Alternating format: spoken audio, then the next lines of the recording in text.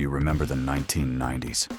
A time when your biggest social network was the local mall, and the most important connection you had was the one that made a screeching alien sound for 2 straight minutes. It was an era full of trends and innovations that felt like they would last forever. But looking back now, how many of those once crucial items seem almost laughable? Let's take a trip down memory lane and look at the first 10 things from the 1990s that were once absolutely necessary, but are now completely, wonderfully useless. Dial-up modems. Let's start with a sound that, for an entire generation, was the official anthem of the future. That, right there, was the sound of logging on. Before Wi-Fi, before broadband, there was the dial-up modem, a magical box that transformed the internet into a symphony of ear-piercing shrieks. Getting online was a ritual. First, you had to make sure no one in the house needed to use the telephone, because dial-up meant your phone line was completely hostage. Then, you would click connect and listen to that bizarre digital handshake, praying it would go through. You would sit there, watching the screen, as a single image loaded one agonizing line of pixels at a time. It could take 5 minutes to see a full picture of a celebrity or a new car. It was excruciatingly slow, often crawling at a mere 21 or 56 kilobits per second. But we endured it, because on the other side of that noise was a new world. Chat rooms, email, and the first frontier of the World Wide Web. The dial-up modem was the gatekeeper to the digital age, a loud, slow, and obnoxious gatekeeper that we couldn't have been happier to see. Beepers, pagers. Before everyone had a phone in their pocket, having a beeper clipped to your belt meant you were important. It meant you were needed. A pager was the ultimate tool for staying connected, without being constantly interrupted. There were no screens to scroll, no apps to check, just a short, vibrating reminder that someone, somewhere, wanted your attention. When you were paged, you'd feel that buzz on your hip, pull it out, and see a phone number. Then, the hunt began. You had to find a payphone. You'd dig for a quarter, dial the number, and find out what the emergency was, which was usually just your friend asking what you were doing later. We even developed a secret language for them. A simple number could carry a whole message. 411 meant I need information. 911 meant it was a real emergency. And if you were a teenager in love, you knew that 143 meant I love you. In an era before constant texting, pagers allowed for a polite pause in communication, a moment to decide when and how you would respond. They were a bridge between being always available and having your own space. A beeper was a strange combination of urgency and patience, a tiny box that made you feel popular for 5 minutes while you frantically searched for a payphone. Portable CD players. The 1990s was the decade of the compact disc. We had left our cassette tapes behind for the promise of crystal-clear digital sound. And to take that sound with us, we had the portable CD player, most famously, the Sony Discman. This device was our musical companion. It was clunky, round, and barely fit in the oversized pockets of our JNCO jeans. We'd carry our music in big, bulky CD wallets, with album art proudly displayed in each plastic sleeve. The ritual of carefully unlatching the player, placing a new CD on the spindle, and hearing the satisfying click of the lid was part of the experience. These players promised a skip-free listening experience thanks to anti-shock or skip protection technology.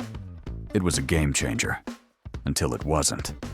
Because if you dared to jog, run for the bus, or even walk a little too fast, your favorite song would inevitably start skipping and stuttering. And the batteries. These machines were hungry, devouring a pair of AA batteries in just a few hours. We were constantly buying batteries, always carrying spares, just to keep the music playing. The portable CD player was the peak of music technology for about 10 minutes, until you tried to walk and listen to music at the same time. Disposable cameras. Remember going on a school trip or a vacation and being handed a disposable camera? This little plastic box was the key to capturing memories without risking your parents' expensive camera. They were cheap, easy to use, and absolutely everywhere. At parties, weddings, and every tourist gift shop. You had a limited number of shots, usually 27, and every single one was precious. You'd wind the little plastic wheel, hear that satisfying click, and then the high-pitched whine of the flash charging up. There was no screen to check if the photo was good.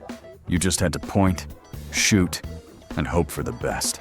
The real magic, and sometimes horror, came a week later. After dropping the camera off at the photo lab, you would eagerly await your prints, only to discover the unvarnished truth of your photography skills. Half the photos were blurry, 3 had your thumb in the corner, 5 were completely black because you forgot the flash, and maybe, just maybe, you got 1 or 2 perfect shots. That element of surprise is something we've completely lost. The disposable camera, a 27-shot gamble that taught an entire generation about hope, patience, and the soul-crushing disappointment of a blurry photo. Tamagotchi. In 1997, a tiny, egg-shaped keychain from Japan invaded playgrounds and classrooms across America and taught an entire generation about the crushing weight of responsibility. This was the Tamagotchi. It was a digital pet that lived on a tiny, pixelated screen. From the moment it hatched, this little creature was completely dependent on you. You had to feed it, play with it, clean up its digital droppings, and give it medicine when it got sick. It demanded your constant attention, beeping incessantly from your pocket or backpack. Neglecting your Tamagotchi had real consequences. If you forgot to feed it, its hungry meter would empty. If you didn't play with it, it would become unhappy. And if you ignored it for too long, your beloved digital pet would meet its demise, leaving you with a tiny pixelated ghost and a profound sense of failure. Teachers hated them, banning them from classrooms, which only made them cooler. It was a high-maintenance fad that burned bright and fast, preparing us for a future where we would all be staring at tiny screens, worried about things that only exist in the digital world.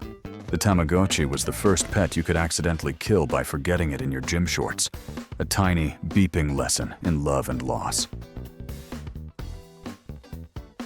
VHS tapes. For the entire decade, the VHS tape was the undisputed king of home video. These bulky, black plastic cassettes held the magic of Hollywood. The ritual of a movie night started with the satisfying thunk of inserting the tape into the VCR. You'd have to deal with the fuzzy lines at the beginning of the tape, constantly adjust the tracking to get a clearer picture, and pray that the VCR wouldn't eat your favorite movie, leaving you with a tangled mess of magnetic tape. And then there was the golden rule, printed on every rental cassette. Be kind, rewind. Forgetting to rewind a rented movie was a cardinal sin, often resulting in a small fee and a stern look from the video store clerk. We had entire walls in our living rooms dedicated to our VHS collections, with handwritten labels on the spines. We recorded movies off of television, clumsily trying to hit pause to cut out the commercials. The quality was never perfect. Tapes wore out, the picture grew fuzzy, and the sound would warp. But it was our library, our personal movie theater. The VHS tape was a clunky, inconvenient, and imperfect format that we absolutely adored, because it gave us control over what we watched and when. Alright, Microsoft Encarta 95. Before Google and Wikipedia, if you had a school report to write, your primary source of knowledge was a set of heavy, leather-bound encyclopedias. Then, in the mid-90s, Microsoft put that entire world of information onto a single, magical disk. Microsoft Encarta. This was the CD-ROM encyclopedia, and it felt like the future of learning. You could search for any topic instantly, from the solar system to ancient Rome, without ever leaving your chair. But Encarta was more than just text. It was a multimedia experience. There were videos you could watch, like a grainy, pixelated clip of a space shuttle launch. There were audio clips of famous speeches and animal sounds. It was interactive, with timelines and virtual tours. And who could forget the game Mind Maze, a trivia quest through a medieval castle. For many of us, Encarta was our first real taste of what a computer could do beyond just typing documents. It was our primary research tool for countless school projects, making us feel like high-tech scholars. Of course, it became completely obsolete the moment high-speed internet put the entire, constantly updated internet at our fingertips. Encarta was our own personal Library of Alexandria on a shiny disk. And the Mind Maze game was probably responsible for more procrastinated homework than any other invention of the decade. Rollerblades. In the 1990s, if you wanted to be cool, you didn't walk, you glided. Rollerblades, or inline skates, exploded in popularity, becoming the ultimate symbol of outdoor fun and freedom. With their sleek design and a single row of wheels, they felt faster and more graceful than the old-fashioned roller skates of the past. The craze swept through neighborhoods everywhere. Streets and sidewalks were filled with kids and adults zipping along, often wearing a vibrant uniform of neon-colored wheels, knee pads, and wrist guards. Learning to rollerblade was a rite of passage. It involved a lot of wobbling, flailing your arms for balance, and desperately trying to figure out how to use that little rubber brake on the back of one's skate without falling over. But once you got the hang of it, the feeling was pure exhilaration. It was the closest you could get to flying down your own street. Small skate parks with ramps and rails popped up in communities, creating spaces for enthusiasts to show off their skills. It was a fitness trend, a fashion statement, and a social activity all rolled into one. Rollerblades were the official transportation of the 90s cool kid, a perfect way to get from your house to your friend's house, with at least 3 scraped knees along the way. Cassette mixtapes. In the 90s, if you really wanted to tell someone how you felt, whether it was, "I like you," "I'm sorry," or "This is our song," you didn't send a text. You made them a mixtape. This was not a simple drag-and-drop playlist. This was an art form. It required dedication, patience, and a dual cassette deck. You would spend hours listening to the radio, your finger hovering over the record button, trying to capture a song perfectly without recording the DJ's voice at the end. Or you would painstakingly record track by track from your own collection of cassettes and CDs. You had to time everything just right to fit all your chosen songs onto a 60 or 90-minute tape. The sequence of the songs mattered. It told a story. Then came the final, crucial step: carefully writing out the track list by hand on the tiny lines of the J card. A mixtape was a physical piece of your heart, a curated collection of emotions that you could hold in your hand. It was a deeply personal gift that today's instantly shareable digital playlists can never truly replicate.